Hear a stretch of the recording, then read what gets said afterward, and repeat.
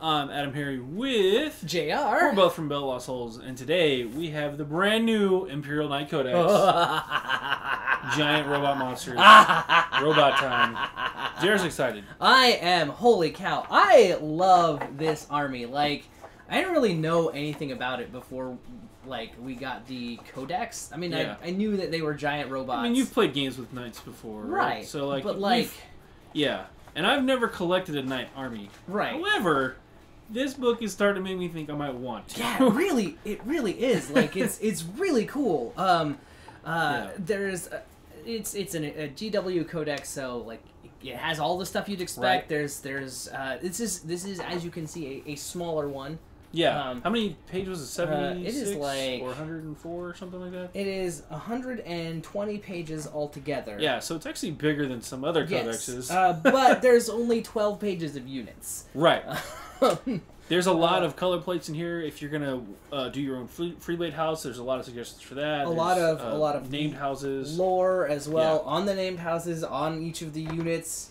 And there's a ton of stuff, but let's talk about the... Yeah. Let's dive in and talk about the rules and the way they work. Yeah, we're going to dive right in. We're going to skip through all the lore section. We're going to dive right into deep dive here. We're going to go over all the units today and just talk about them, because there are a couple of new ones in here. There are. And some cool stuff. There's war gear. Yeah, we'll get on all of that. Like, this codex has a ton of customization options. So if you're taking one knight, or if you're trying to build like an army of knights, yes, you can outfit them to be the way you want. It's a trend that I guess started in the Necron Codex, right? Like, yeah, I mean, it just the customization options in this book are yeah. So let's start off. We're gonna start right with the units. We're gonna jump into some of their rules. Keywords here: Quester allegiances, knight households. Those are two of the big ones. Yeah, basically households. You are either loyal to the Questor Imperialis or Questor Mechanicus, and depending on that, you can take, like, you can fit in with allied units or stuff like that. But yeah. Yeah. So for the most part, man, where do we even start? And then just the Freeblade is also an option in there as well. That counts as your knight household. So there are household rules as well, which we'll get into. We'll get into as well. But for now, let's talk units. So right off the bat, there are the Armiger guys. Yes, Armiger. There's a Helverine and the Warglaive. Real fast too. There are no HQ options in this book. Yeah, there's everything in here is a Lord of War. Yes, there's no non-Lord of War. Just want to throw that out there right now. Yeah, there's no troops. There's no fast attack. It's all Lords of War all the time. It's true. And when you build a detachment, you pick one to be one of your, like, Lords of War, to be your HQ. Warlord, yeah, they're your warlord, and they're your HQ option. They gain the character trait as well. Yeah. For all the good that does them. Yeah, with this many wounds, it's not really gonna matter, but whatever. It's there. All right. So we were talking about the Armigers. Armigers, again, there's two versions here: the Warglaive, which we're all familiar with from Forgebane, and the Armiger Helverine, which is the new double autocannon-esque gun, the Armiger autocannon gun. Yeah, which is pretty brutal. This thing is pretty brutal. Let's cover the stats real fast. Yeah. Most of the stuff in this book is going to have the damage tier as well. Yes. We're not going to probably cover all of that stuff, but again, the Armigers have the same basic stat lines from Forgebane, so skipping the movement, weapon skill, blitz skill stuff, because that changes as damage. They're strength 6, toughness 7, they've got 12 wounds, 4 attacks, leadership 8, and a 3-up armor save. Yeah, as one option for both of these, you can take it as one Lord of War choice.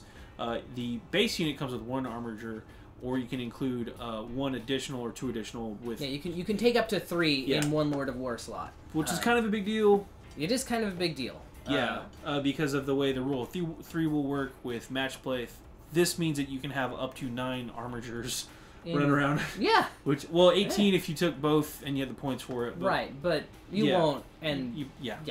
Let's talk about the weapons on the first one, the Helverine. Yeah. So, right off the bat, again, this does come with 2 Armiger autocannons and the heavy stubber. the Armiger autocannon is probably one of the best ranged guns I think in the game right now for the points and for the point for what it costs and what it does. It's amazing. Yeah. It's a 60-inch heavy 2d3 gun, strength 7, AP -1, 3 damage. So, just flat 3 damage right there off the bat makes it real consistent. Like just a quality of the weapon is you ignore penalties for moving and shooting. Yeah, the heavy weapon penalty. So that right there, again, you come with 2 of those. Again, if you hit with all of them and rolled awesome. Yeah. 2d3 per shot at 3 damage a pot. That's 6 damage times 3 is 18. Yep. There's 2 of those, so it's a possibility of 36 damage.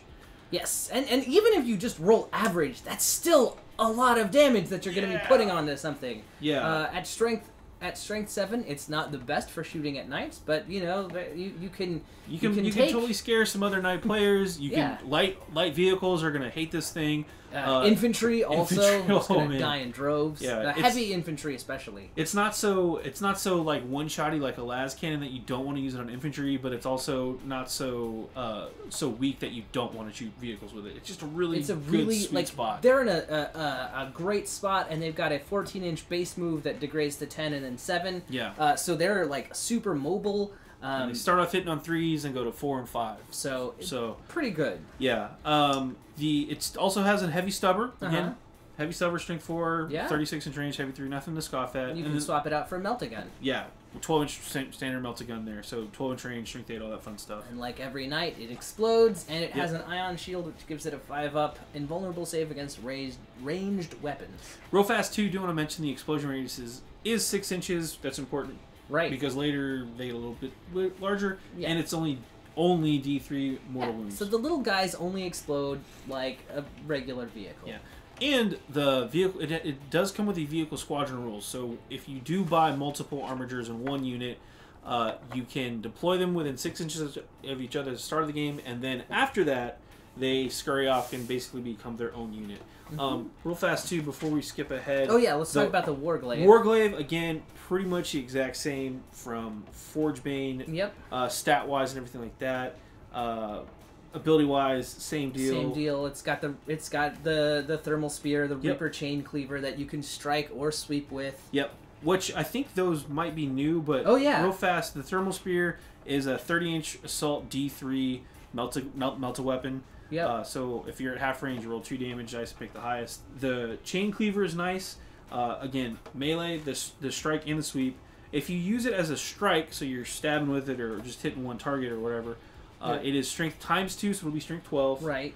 Minus 3 AP, 3 damage. Again, pretty good. Pretty good, and you got 4 attacks. Yeah. So that's pretty spicy. Or strength 12, you're wounding Carnifexes on a 2. Yeah. Or not Carnifex. You're wounding most things on a 2 or 3. 2, yeah. You can threaten knights with that very easily. So. The other thing is, if you sweep, you make 2 attacks for every 1 that you normally make. So up to 8 attacks. Yeah. At strength 6. At strength 6, minus 2 AP and only 1 damage. But if you're fighting multiple targets, I mean, it's like a Mortarian's scythe. Exactly. Now we're gonna get into the other knights. Real fast too. There's a bunch of knights. There are a ton of them. Most of them use the same chassis. We'll go over the different chassis variants here in a minute. Right, but the big new ones we'll cover in a little more detail. Not a whole lot has changed. You still have the Knight Preceptor, the Knight Paladin, the Warden, Knight Errant, the Knight Gallant, the Warden, Knight Warden. Gosh, what else is in here? Knight Warden, Knight Crusader. Right. And then we'll get to the new stuff here in a bit. But just to cover these real fast, we're not going to go through each one because if you have the AdMech book, there's not a ton of differences. Yeah, they all have the same movement, weapon skill, ballistic skill, degrading profile. It's 12, 9, and 6 for movement, 3, 4, and 5 for their attacks. Weapon skill, ballistic skill. So they're all strength 8, toughness 8, 24 wounds, 4 attacks, leadership 9, 3 up armor save. They also come with a 5-up invuln thanks to the ion shield against ranged weapons. They all explode. Now this is different. It is a 2d6 explosion radius and it's d6 mortal wounds. So pretty big. Yeah, and these are all again super heavy walkers, which means again that they can fall back in the movement phase and still shoot or charge in the same turn. When this model falls back, it also can move over infantry and swarm models, though it must in its move more than 1 inch away from enemy models. So you can theoretically bog them down in you can combat. surround them. And... You can surround them, or you can position your unit so that they don't have a place to fall back. Right. Like, not all of them have to be in close combat. You just have to deny them that. You have to do like an inverse bubble wrap. Yeah, basically. So like if you can get it to where they can't move 12 inches away and stay out of 1 inch, they can't really move. If there's no legal movement for them, they're stuck in combat. But I'm going to talk about the Knight Preceptor real quick because there's one other thing too. Oh yes, they can still fire heavy weapons without suffering the hit roll with the penalty, and it only gains bonus to a saving throw for being covered if at least half the model is obscured. So those are the super heavy walker rules. So. Right. Knight Preceptor. Knight Preceptor. So, like pretty much all of the knights, it's got a heavy stubber. They all come with that. You can put carapace weapons on it. Yep. You can swap out the heavy stubber for a melta-gun or a multi-laser. Mm-hmm. It comes with the Las Impulsor, which is pick your profile. You're either shooting it at low intensity. Keep going. And that's a longer range thing. That's a heavy 2d6 shots that are strength 6. AP -2 and do a D3 damage. Nice. Or you can do the high intensity, which is an 18-inch heavy D6, strength 12, AP -4, D6 damage. Yeah. You also get the Reaper Chainsword, the Thunderstrike Gauntlet. I love the Thunderstrike Gauntlet because if you kill a vehicle or monster, you basically throw it at someone that's within 9 inches of you and do some extra mortal wounds to them. And Titanic Feet, which are everyone's favorite. If you want to River Dance on something. River Dance on them. You make 3 hit rolls for each attack you make with the weapon. But this guy is one of the closest things to a leader or character. Yeah. They've got the Mentor ability, which I think is new because it lets you reroll hits, reroll ones to hit for any Armiger class units within 6 inches of them. Yeah, so if you want those Armigers nearby, you get the bonus for that. It's all good. Yeah, run one of these guys with some of the autocannon guys. Yeah. Now, for the rest of these, the Knight Paladin, again, that's the version that has the rapid fire battle cannon, Reaper Chainsword options. Yep. I'm not going to cover that one. No, it's pretty much the same. You know that. The Errant is the one that comes with the thermal cannon. Yeah. And the Chainsword or Thunderstrike. Yeah. The Gallant. That one comes with the which is the Reaper Chainsword, Thunderstrike Gauntlet. So this is the this is the melee one. Melee one, basically. Yeah. Again, there's no new rules for these that we haven't talked about already. Same stat profile. The weapons are the same as before. Not a ton of changes there. The only difference is the Knight Gallant does start with a weapon skill of 2. Right. It's the close combat one. You know. Yep. The Knight Warden. This is the Knight Warden. That's why I went up and grabbed it real fast. This is the one with the rocket pod on top. The Avenger Gatling Cannon. And the Thunderstrike Gauntlet as well. As you can see, pretty got them loaded out here. It's a fun loadout.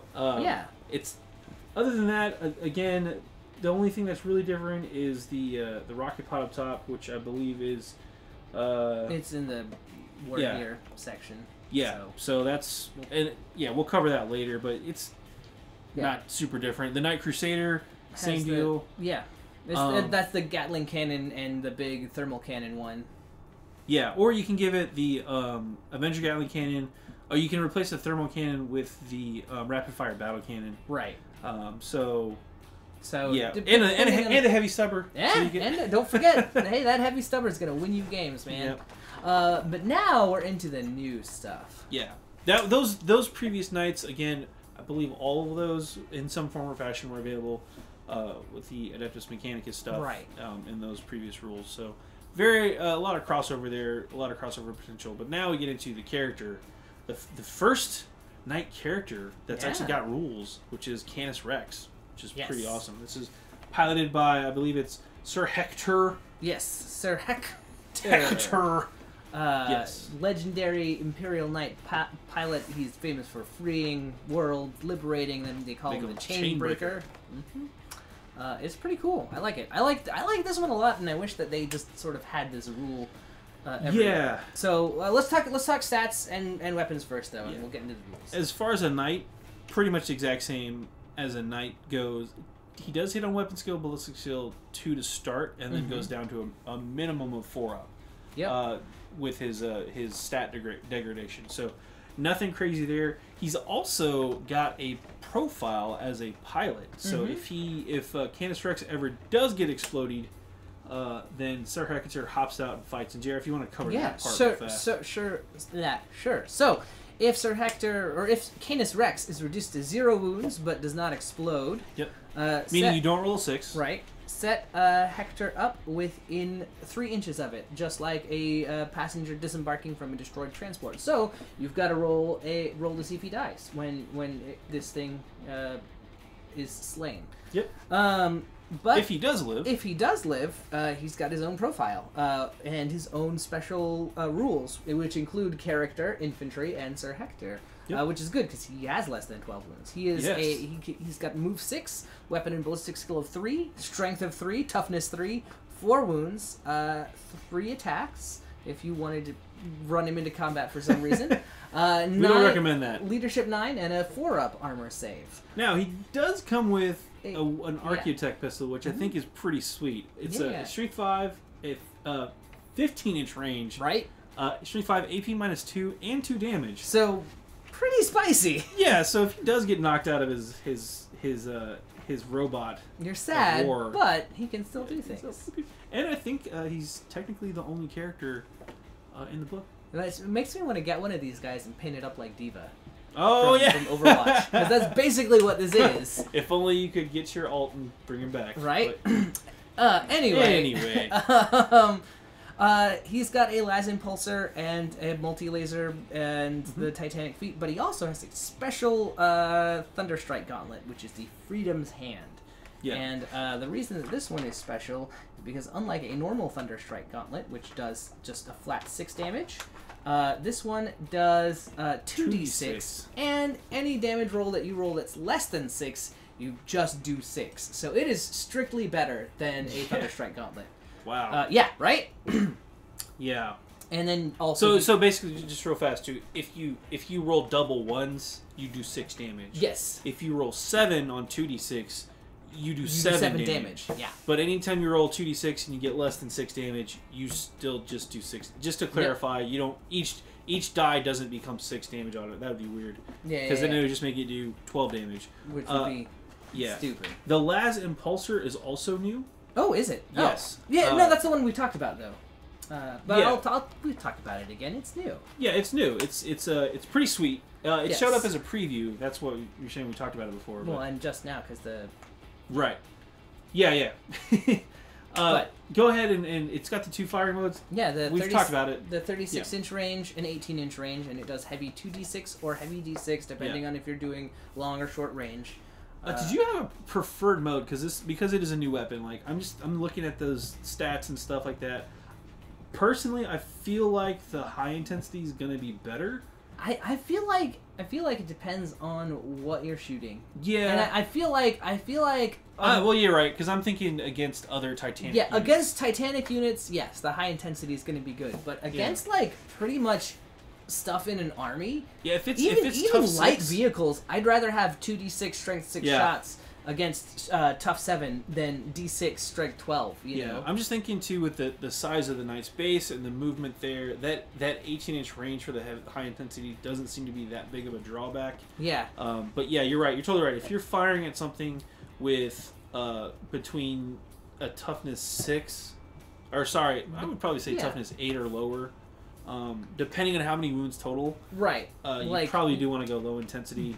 But for the D3 shots. Yeah, and when you want the high intensity stuff, you're just gonna kill what you D3 get. damage, sorry, not D3 shots. It's heavy 2d6 shots, so yeah. Anyway, it's a cool new gun. It's really fun. It also comes with a multi-laser, which I thought was funny. Yeah. He's like 450 points too. Yeah, he's pretty saucy. Pretty saucy. Now we get into the new Knight Dominus chassis. These are the brand new knights. These are the Lords of War. That's right. There's 2 versions to this that we're going to cover. Well, there's actually just 2 versions of it. That's the Knight Castellan and the Knight Valiant.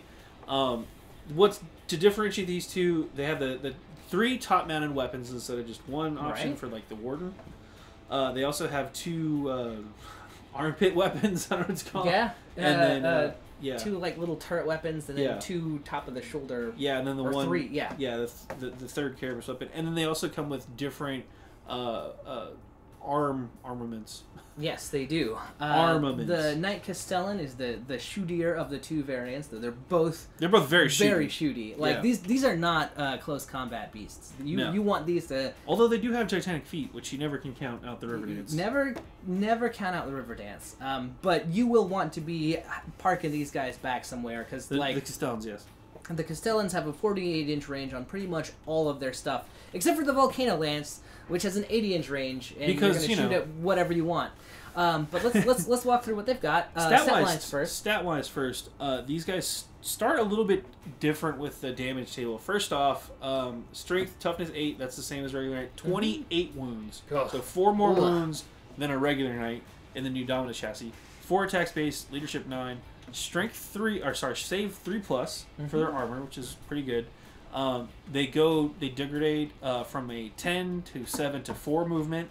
Weapon skill starts at 4 and goes down to 6. So 4, 5, 6. And then ballistic skill, however, starts at 3 and goes to 3, 4, 5. Right. So a little bit off from the other knights in the book.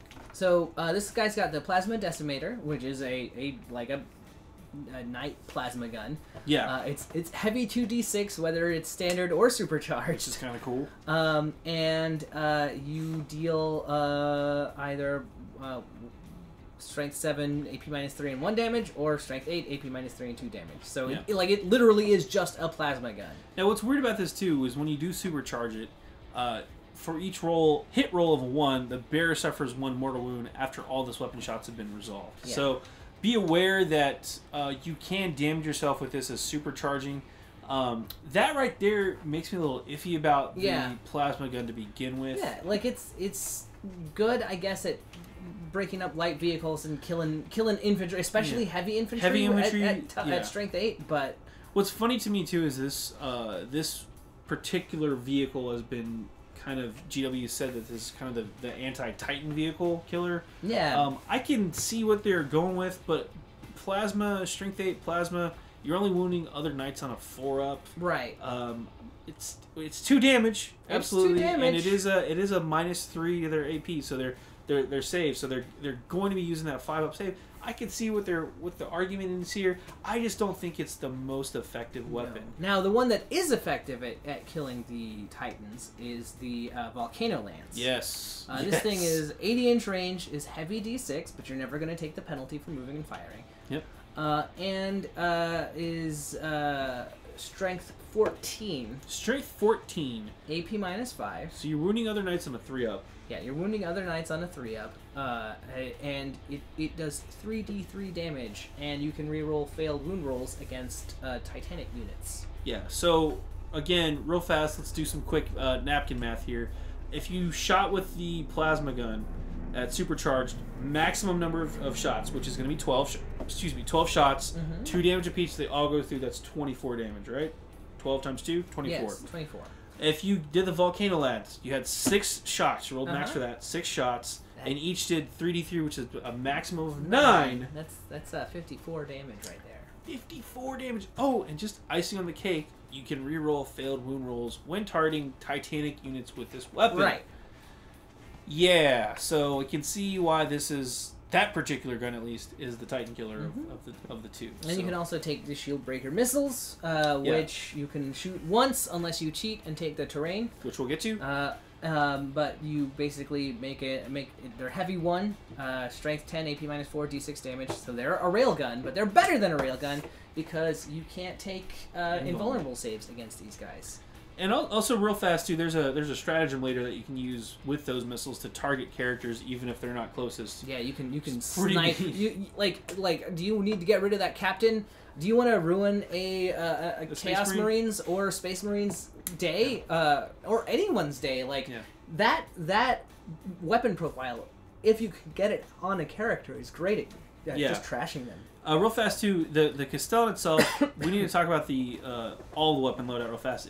Standard stock comes with a Plasma Decimator, Volcano Lance, 2 of those Shieldbreaker missiles, 2 twin Meltaguns, 2 twin Siegebreaker cannons, which we're also going to talk about here in a minute. Yeah, the twin Siegebreaker cannons are essentially autocannons. Yes. But better. They are 40-inch range, heavy 2d3, strength 7, 1 damage, and D3 damage instead of 2, right? Instead of autocannon. Well, again, the Armiger one is 3. Yeah, so it's that random D3. So you could go better, you could go worse. But again, you come with 2 of those Siegebreaker cannons for a whole lot of shooting. Yes. And then the twin melta-gun is just an assault 2 melta-gun. So if you get in close, it's pretty mean. It is pretty mean. And you can swap out one of your Siegebreaker cannons for 2 extra Shieldbreaker missiles. Yeah, so you can take a whole lot of missiles. You could have like 4 altogether. Yeah. Real fast too. Each Shieldbreaker missile can only be fired once per battle, and a model can only fire 1 each turn. Right. So there is that caveat. So that's good to know. Like, you only get one of those a turn. Each model only gets one of those a turn. Yeah. So if you were planning on taking a bunch of those to snipe characters in turn 1, unfortunately you can't. You can only fire 1 per turn. Target swishing characters. And the Castellans are incredibly expensive, but they are. We'll get to that in a minute. The other thing about these guys is they explode, and they mean it when they explode. When they're reduced to 0 wounds, you roll 2d6, and if either one is a 6, this thing explodes. The reason they get to roll 2d6 is because this thing has a dual plasma core. Yep. That's what the dual plasma core explosion is for. Yes. And if both dice come up 6, everything within 3d6 inches suffers a d6 mortal wounds. Yes, it explodes normally if it explodes with 2d6 rage and d6 mortal wounds. But that double 6 pops up. So good. So good. And again, it is a heavy super walker with all those fun things to go along with it. No, it's great. Then we have the Knight Valiant. Yep. Which is the close range. Or like infantry killer version. Yes. But as you'll see, I mean, it's good at killing whatever it wants. Stat-wise, pretty much the exact same. Yes. They are both. I think they both are in the same model. Like the Dominus, the Dominus class. So that's same. There's actually 2 separate kits, but it's the same chassis for both kits. There you go. What separates this one out? Read off the weapons, if you will. So you've got a Thunder Coil Harpoon. 1 Thunder Coil Harpoon. A Conflagration Cannon. Yes, which is the triple flamer looking one, which is awesome. You get only 1 Twin Siegebreaker Cannons, 2 Twin Melta-Guns, and 4 Shieldbreaker Missiles, and Titanic Feet. Yes. So a little bit swapped around from the carapace weapons up top. Yeah. Let's start off with my personal favorite flamer in the entire game now. Yeah, the Conflagration Cannon. This thing is bananas. First off, 18-inch range. Right, spicy. So 18-inch range on a knight. Yeah, it's got the 10-inch movement at the top speed, but the base is so big, plus 18 inches, you can get this guy in range.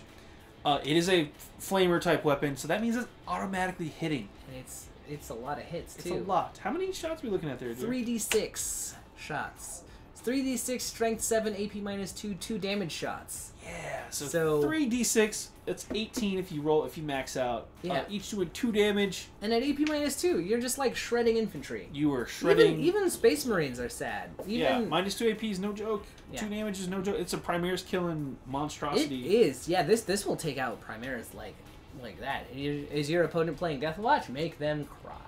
Yep. Yeah.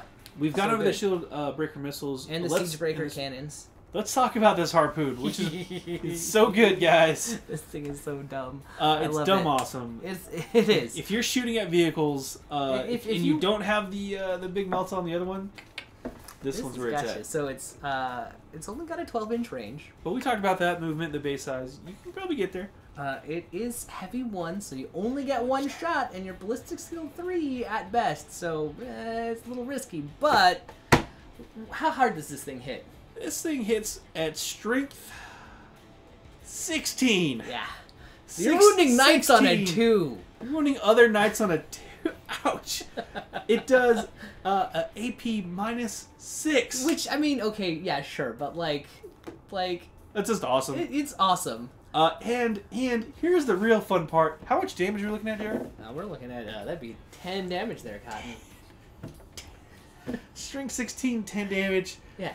And if it inflicts any damage at all, so if they fail that save, it does an additional D3 more wounds. Yeah, for any vehicle or monster. Just to clarify. Yes, vehicles or monsters. A vehicle or monster with this, and they fail that and take 10 damage. It's 10 plus a D3 mortal wounds. Yeah, 13. But if you hit, because if you hit something that isn't a vehicle or a monster with this, it's dead. That's why. Like, if you, there's nothing else. Pretty much, not a whole lot of characters running around with 12 wounds that aren't also monsters or vehicles. Yeah. You'll squash stuff real quick with this gun. It's just cool. Yeah. It's cool. A freaking harpoon. So it's amazing. It looks great. And that's it for this guy. It's got the same dual plasma core explosion. Yep. And super heavy walker, all that Iron stuff. Shield, all that fun Let's stuff. talk about the cheaty BS Sector Mechanicus terrain reskin, the Sacristan Forge Shrine, yes, named after the Adeptus Mechanicus infiltrators, which are also the Sacristans. They're like the rank of this class of tech priests, basically, that are specifically there to serve knights. Only they're all secretly indoctrinated into the cult Mechanicus. So that as you would be if you work on knights. It's like subscribing to Auto Trader magazine. Yeah, if you're basically. mechanic. But they're all kind of working to make sure that the Adeptus Mechanicus knows what's best and is in charge of everything. Yeah. But this thing is crazy. So it's a fortification. Yeah, and again, it's based off of the Sector Mechanicus terrain, right? So if you got Shadow War Armageddon, if you got those terrain kicks, you can build it. Or if you buy any Sector Mechanicus terrain, you can totally build it. It looks kind of like this. Yeah. Again, it's set up that way. So you put the knight within, 3 inches or 1 inch of it? You need to get your knight within 1 inch of the model. The terrain feature. Yes. If you are within 1 inch of that, you can use the Forge Shrine's Auto Sacristan, which does a couple of different things. Yeah, 3 different things. But real fast, before we get into those, this is a fortification. It does not have a stat line. No. So you theoretically can't blow it up. So, as far as I can tell, unless you have weapons that specifically can blow up terrain features, it's just a terrain feature. So, again, it can't move for any reason. It's not treated as friendly or enemy, and can't be targeted or affected by any attacks or abilities. That's hilarious.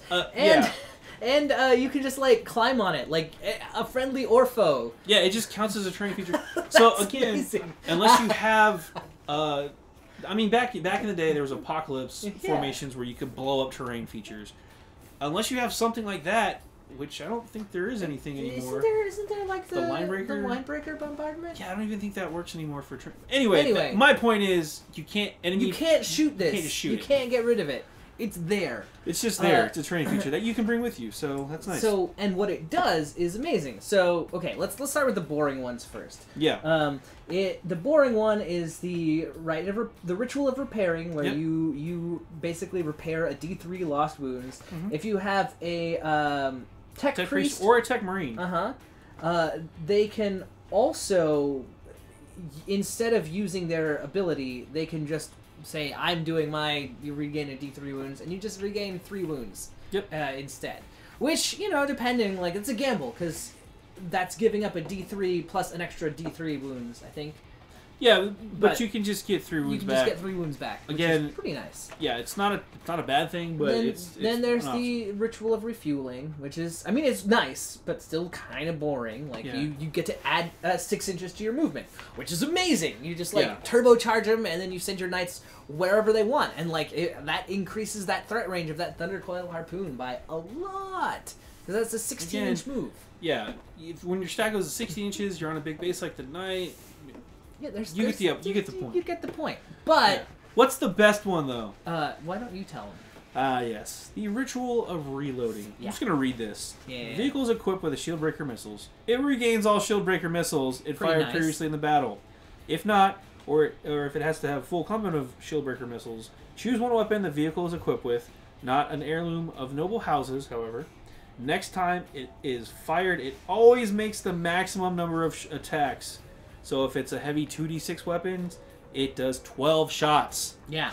Yeah. Put that on that heavy 3d6 flamer, or on your plasma decimator, or on that volcano lance, and guarantee yourself 6 shots, like every turn.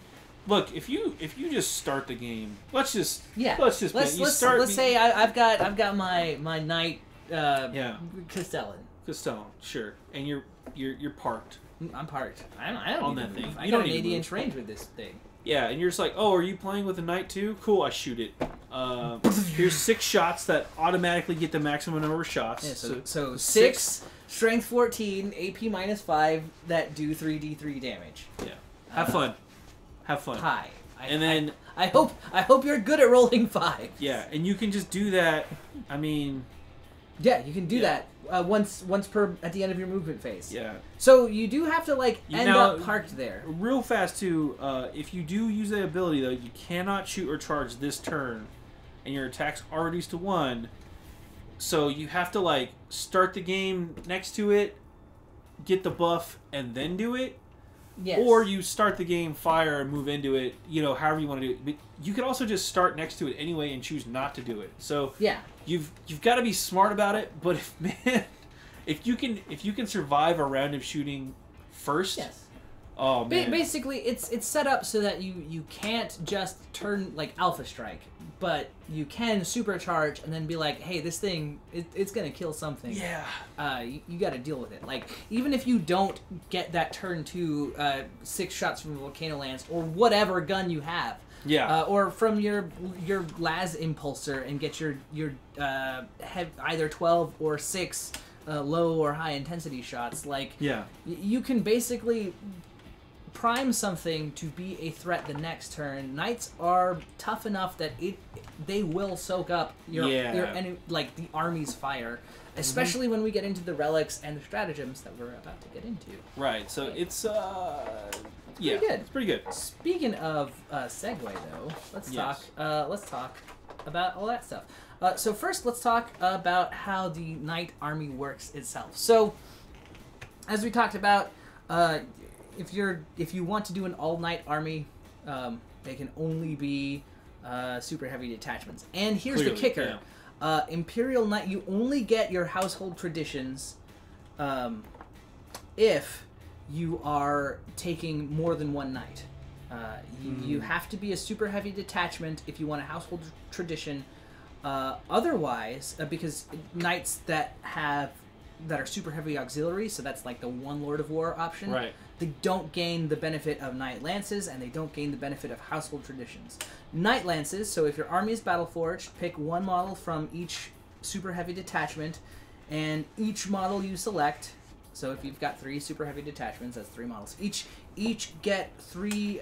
Each get the character keyword, and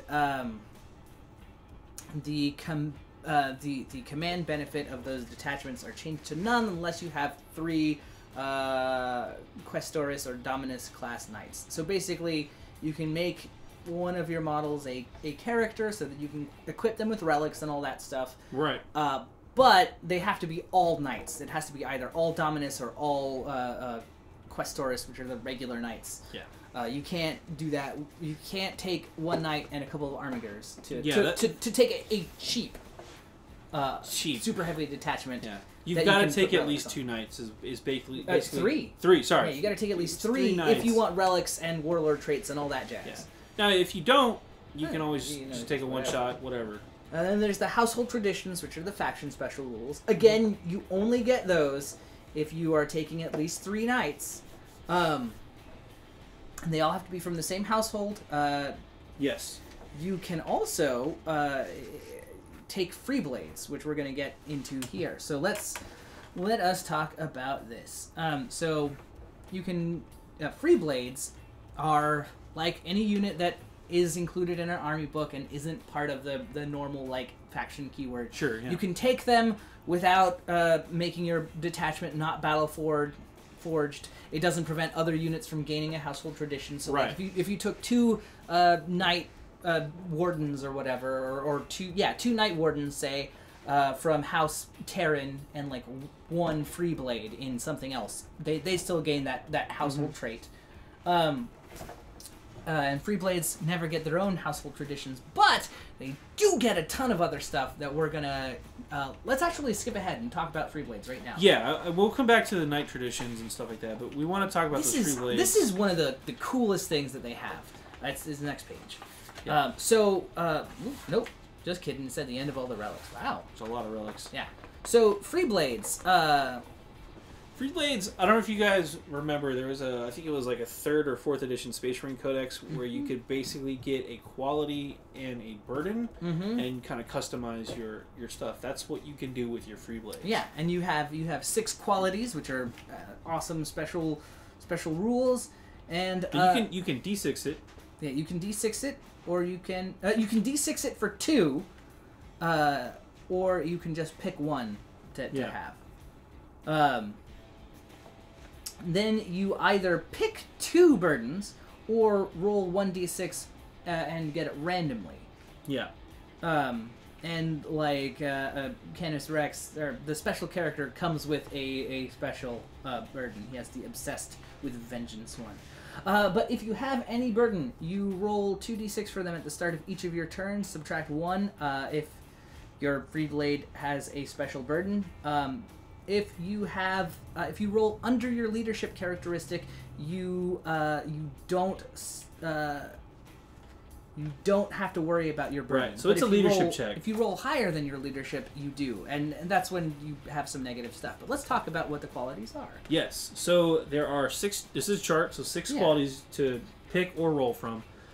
First off, let's start with just the first one, last of their line. This one allows you to reroll hit rolls of 1 for free blades attacks against units containing 10 or more models. There's like swarm armies. Sure, reroll hit rolls of 1. You've got Sworn to a Quest, which lets you reroll hit rolls for your free blade when you're targeting the warlord. If you are also within range of an objective marker, you control it. You control it unless they have a similar ability. So 2 knights. Yeah, this is basically tactical objective secured. Yeah. If you are outnumbered with another tactical objective secured guy, then they get it. But it's great if you have 1 knight versus like a Terminator squad or something. Yeah. Or something that can't hold objectives. This gives you an inroad for that.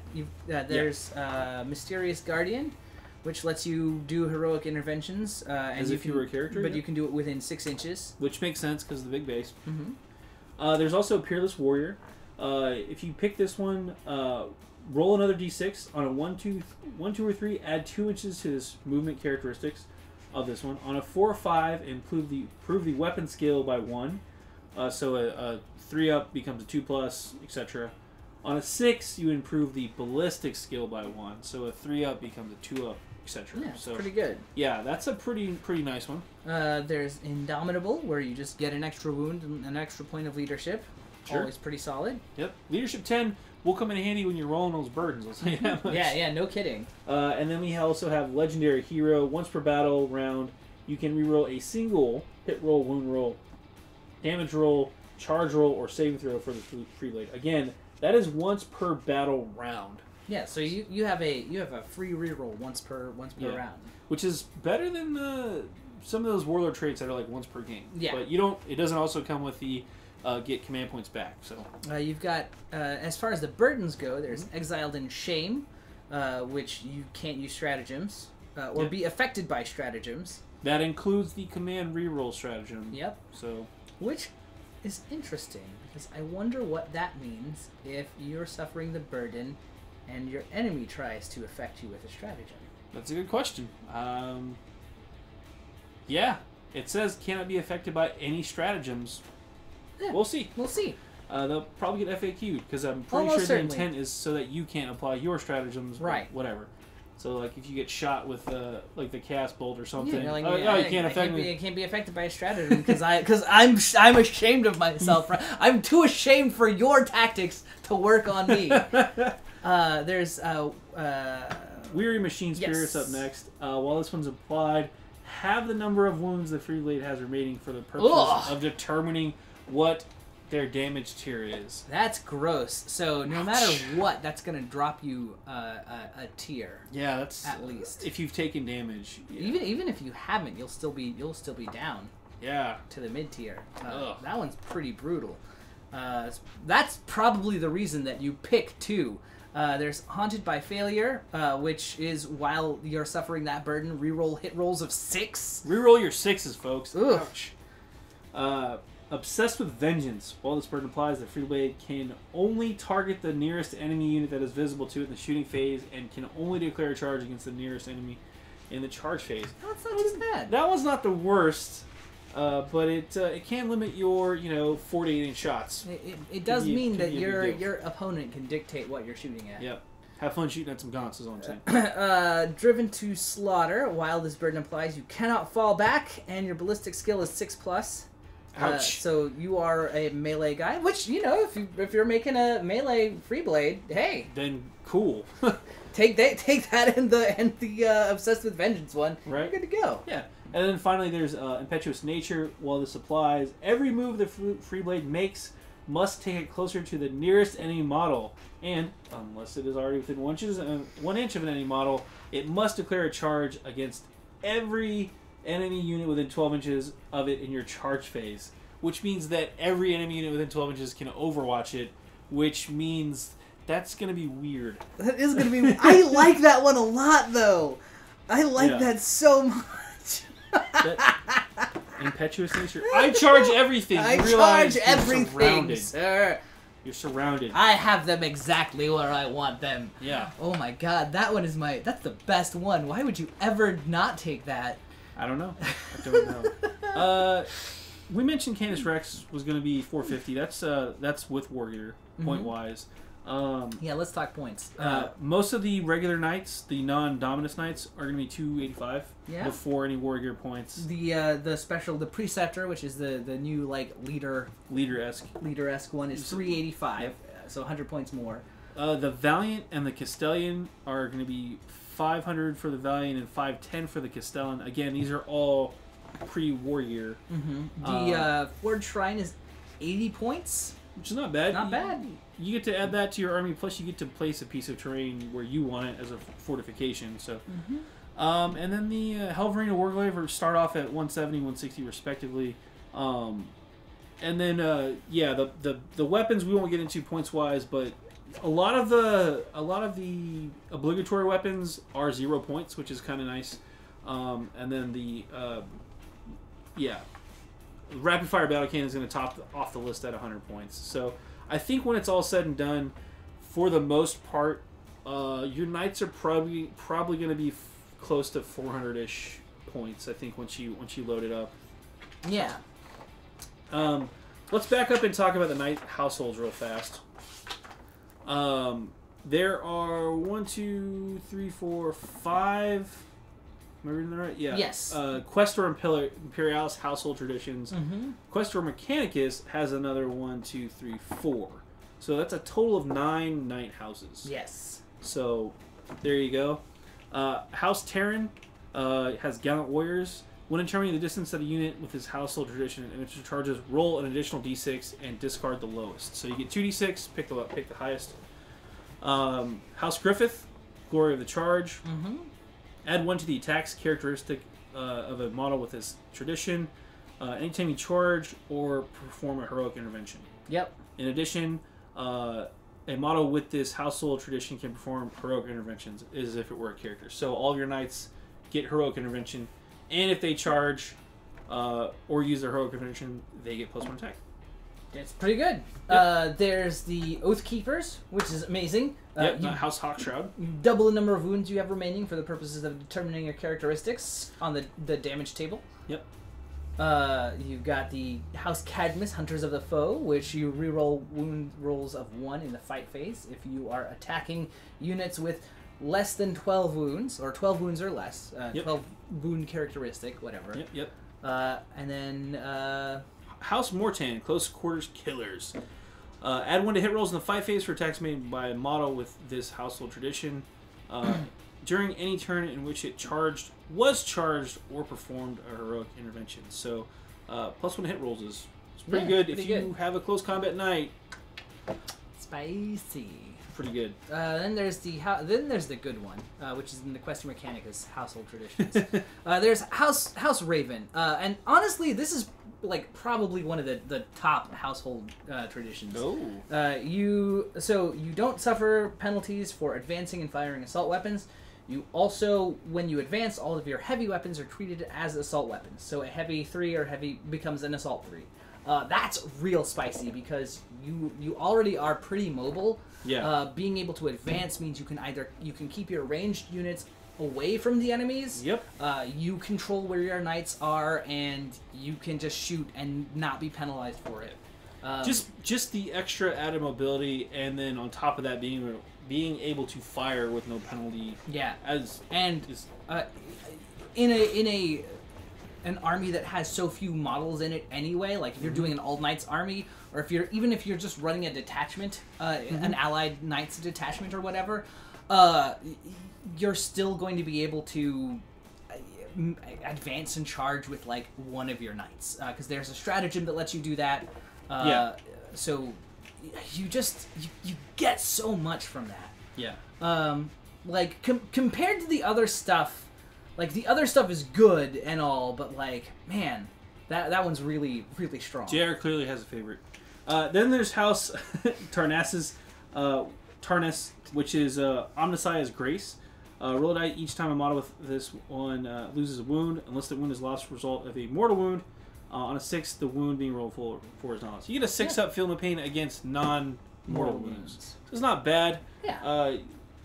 It can make your knights stick around, because you're taking so many wounds. Yeah. You're going to roll some 6s in there eventually. Yeah. So it can be pretty nice. House Crast has Cold Fury. This lets you reroll failed hit rolls in the fight phase for a model with this tradition. And any turn in which you charged, were charged, or performed a heroic intervention. In addition, you can reroll all failed hit rolls in the fight phase for a model with this household against Titanic units. That's all the time. Pretty spicy. So, again... there's a couple of close combat houses in there. Yeah. They do some dirty stuff. And finally, there's House Vulker, which is they are the like shooty, the overwhelming firepower one. They have Firestorm protocols, which lets you re-roll all hit rolls of 1 for models with that household tradition if you are targeting the closest enemy with a ranged weapon. Which can be really good. But as we talked about, you could also just be shooting at gaunts. Yes. So that is one to watch out for. Yep. That's all of the household traditions. There are a ton of stratagems. I don't think we've got time to go through every one. No. We mentioned a couple of them earlier. There's a couple of nice ones that I wanted to just point out real fast. Absolutely. So the one we talked about earlier is the Oathbreaker guidance system. You use that with a Shieldbreaker missile. You can snipe characters. It's 2 command points. Yes. Full Tilt's a fun one. It's 2 command points. Use this strategy in your charge phase. Choose an Imperial Knight vehicle from your army that advances turn. This model can declare a charge even though it advances turn. That was what JayArr was talking about. Staying mobile and getting a charge. Pretty mean. There's Chain Sweep, which is also pretty mean. 1 CP. Use this strategy immediately after fighting with an Imperial Knight model from your army that is equipped with a Reaper Chainsword, Ravager, or Honor's Bite, which we'll get to. Those are artifacts. Roll a d6 for each enemy model within 3 inches. On a 6, that enemy's model's unit suffers a mortal wound. Yeah. So each enemy model, again, not unit within 3 inches. So you count them all up, and they take 6. That one's really cool. Yeah, those gaunts I was talking about earlier. Yeah. Yeah, it's gonna be bad times. Because again, you remember the footprint of a knight. It's 3 inches around that. So. Yeah, that's pretty spicy. There's also there's the Knight Aegeus, which basically turns your knight into a mobile void shield generator, or immobile void shield generator, I guess. Yeah. This one says start of your opponent's movement phase. Choose a Dominus class unit from your army. That's one of the Valiant ones. This unit cannot move until the end of its next turn for any reason, but until the start of your next turn, friendly Imperium units have a 5-up invuln save. Yeah, while they're within 6 inches of it. You take one of those guys. Wholly within 6. You take one of those guys, and you're like, the Castellan. If you're going to sit back and shoot, I mean, you don't sacrifice your shooting, only your movement. But if you weren't planning on moving anyway, why not give everybody a nice 5+ bubble? Bubble wrap your bubble wrap. Yep. And then finally there is Death Grip, which this thing is pretty great. So basically, you can make an extra attack against an enemy within 1 inches that consists of a single model. So like if you're punching a tank or fighting another knight or whatever. But basically, you suffer D3 mortal wounds instead of the normal damage, and you're caught in a death grip. So basically, you're arm wrestling. Both players roll and add their respective model's strength characteristic. If the enemy wins, nothing happens. If you win, you deal an additional D3 mortal wounds, and you continue to do so until either you've crushed your enemy to death or they've broken free. Yeah. So if you roll up against like a strength, 6 or whatever, you find a single model unit, you break them. Yeah. Again, these are other Imperial Knights specifically. Yes. Yeah. Sorry. Yeah, when you were using your Imperial Knight with a Thunderstrike Gauntlet, the Paragon Gauntlet, yes, or you have to have a Thunderstrike Gauntlet. Yeah. You have to have this guy. So you do resolve that additional attack. Again, if that attack hits, D3 moves out at the bat, and then it's a roll-off to see who's going to win that arm wrestling match. Yeah. That's pretty cool. There are, let's see, there was 14 stratagems there. There's another 8. That's 22, and another 7 on top of that, so that is 29 stratagems. There's one for each house. Which is why there are so many. Yep. There's also one for the Questor Mechanicus and one for the Questor Imperialis. Yep. There's a couple for those, which is pretty good. Which is why there's so many. But yeah, there's a ton of knight stratagems in there. Some of them are rehashes from previous codexes, but yeah. Yeah. We talked about the really fun ones that we like. They're good. There's also the Warlord traits. You get your six normal ones. There's Cunning Commander, which lets you reroll 1 hit roll. Lets you reroll once per game. And you get an additional command point if you're Battleforged. Nothing fancy.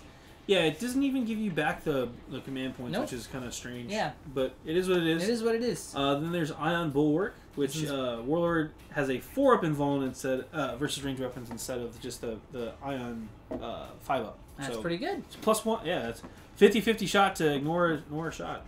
There's Knight Seneschal, which and 3 up if you rotate your Ion Shield. That's true. Another stratagem. There's the Knight Seneschal, which lets you do 1 extra attack for your Warlord, or 3 extra attacks if you stomp. Stomp. There's also Land Shredder. Add 2 to all your advanced and charge rolls for friendly household units within 6 inches of your Warlord. Mm-hmm. It's pretty good. Does that include yourself? Blessed by the Sacristans. You basically pick a relic, or not any relic. Pick a regular weapon that you're equipped with. Anytime you make a wound roll of 6, they take a mortal wound in addition to the normal damage. Yeah, that's actually pretty mean if you factor in some of the other weapons. Mm-hmm. Yeah, so especially on like a high shot number thing, that's going to be pretty spicy. Yep. There's finally Fearsome Reputation, which is the final Warlord trait here. Enemy units must subtract 1 from their leadership characteristic while they're within 12 inches of your Warlord. While they're at 6 inches, it's actually a -2. Yes. So if you can force some leadership checks with a -2, you will make some models run off the board. Yeah. And there's also special Warlord traits for all of the different houses. House Terran, you can reroll failed charge rolls for your Warlord. House Griffith, immediately after your Warlord completes a charge move, choose 1 enemy unit within 1 inch, roll a d6 on a 4-up. They suffer d3 mortal wounds, stomping around. Yep. Hawkshroud has Duty of the Forsworn. At the start of the first battle round, before the turn begins, you pick 1 unit, and your Warlord gets +1 to hit that specific guy. Yep. Cadmus, reduce all damage suffered by your Warlord in the fight phase by 1 to a minimum of 1. Huh, pretty good. You get to pretend you're an Eldar. Yeah. House Mortan, subtract 1 from hit rolls for attacks that target Warlord at a range of more than 18 inches. That could be pretty good if you want to have a shooting match with a long range. Master of the Trial is the House Raven tactic. Add 1 to saving throws made for your Warlord against attacks that have an AP of -1, which is very interesting. So against units that are AP -1 specifically, you just don't care. You don't care.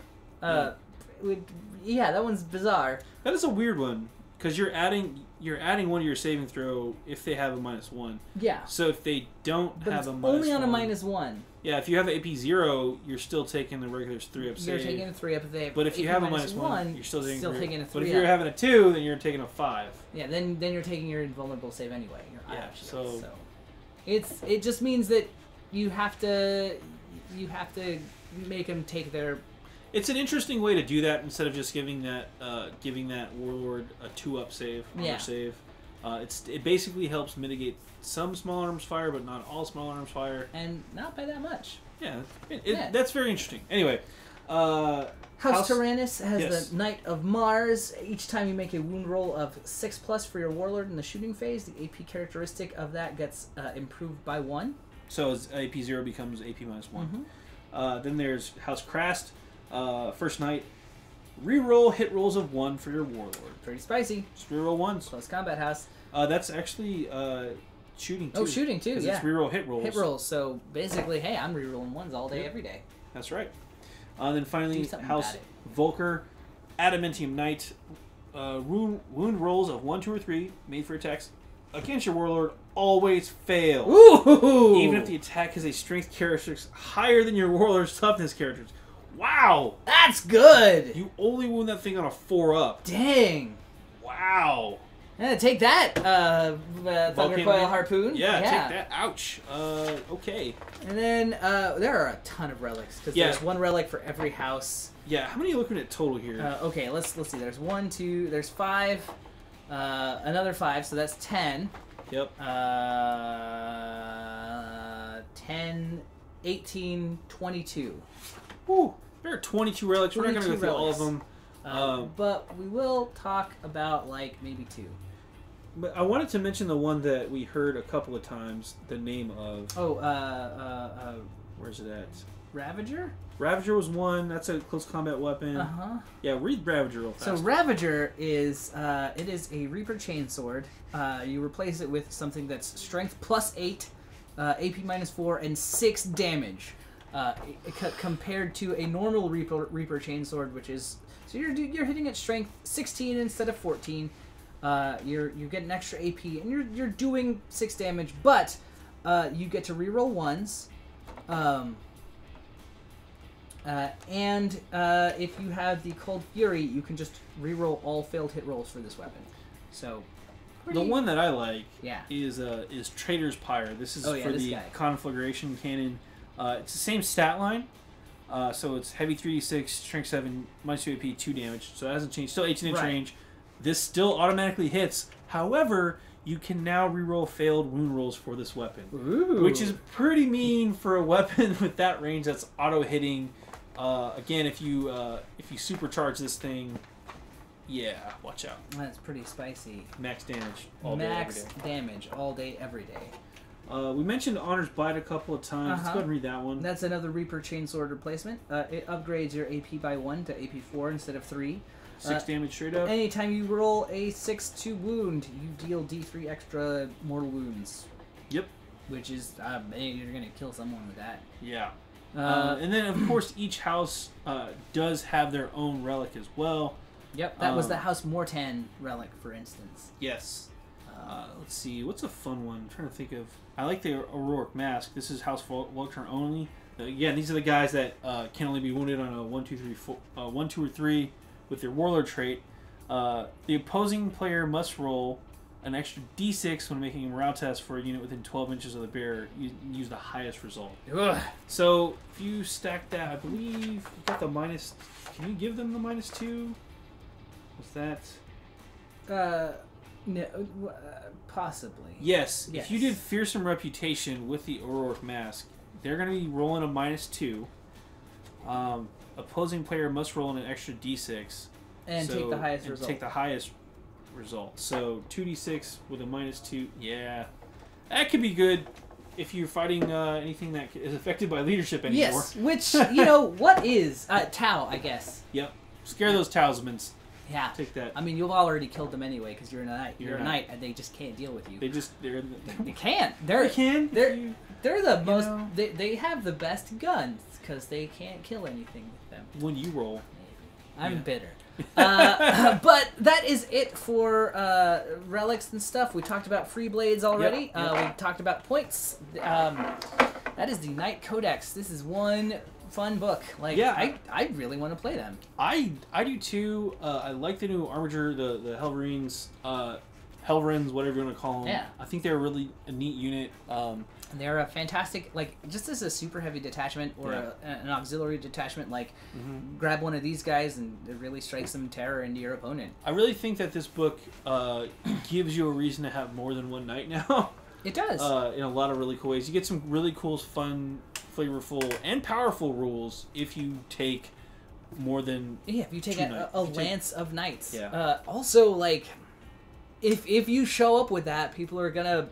Like, even if you cheap them out, like, people are still going to be like, oh, God, what am I going to do? I mean, there's that psychological aspect. Right, you're going to be spending close to probably 13 to 1,500 points in Knights to begin with. So if you're playing a 2,000-point game, the other chunk that you're bringing better be worth it. Yeah. That's all I'm going to say. Yeah, and again, they have the Imperial keyword, so that box is wide open. Feel free to mix and match. Yeah. And it's a natural fit, too, for AdMech players. If you already have your Adeptus Mechanicus, take some knights and then ally in some dragoons and just kill everything. Everything will die. Yeah. You want to see We've seen it. Yeah. Like the dragoons by themselves can table an army. The dragoons plus 3 knights by themselves will table an army. That is a lot of points. That is a lot of points. It's a lot of cool models too. So anyway, check it out. I'm JayArr. I'm AdamHarry. We're both from BoLS Souls. Thanks for watching. Click to subscribe. Check out more videos. And thanks for watching.